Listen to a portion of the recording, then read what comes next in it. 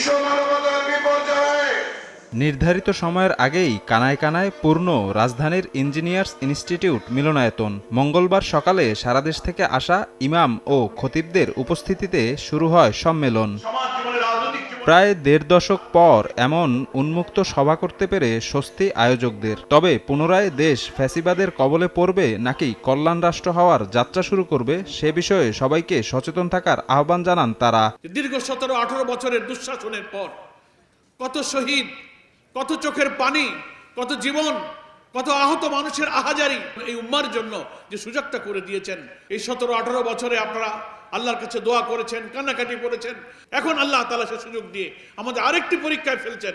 দেখি তোমরা তোমাদের কর্তব্য কতটা সিনসিয়ারলি পালন করো। অনুষ্ঠানে প্রধান অতিথির বক্তব্যে বাংলাদেশ জামায়াতে ইসলামের আমির ডাক্তার শফিকুর রহমান বলেন, মসজিদগুলোকে সমাজ ও রাষ্ট্র পরিচালনার কেন্দ্র করা হবে। বিগত সরকারের আমলে চূড়ান্ত নির্যাতিত হয়েও দেশের ইসলাম প্রিয় মানুষ ধৈর্য ধারণ করেছে। আপনারা যেমন মেম্বরে ইমামতি করবেন, ইনশাআল্লাহ অদূর ভবিষ্যতে আপনারা সমাজেও ইমামতি করবেন ইনশাআল্লাহ।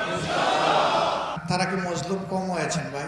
ওলামায়ে কেরাম শহীদ হন নাই, তাদের উপরে জুলুম করা হয় নাই, তাদের পায়ে ডান্ডাবেড়ি পরানো হয় নাই।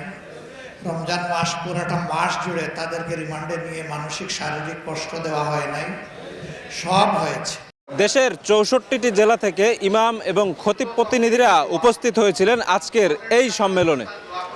বিগত দিনের সংগ্রামী ইতিহাসকে সামনে রেখে ভবিষ্যতে ঐক্যবদ্ধভাবে পথ চলার অঙ্গীকার করেছেন সকলেই।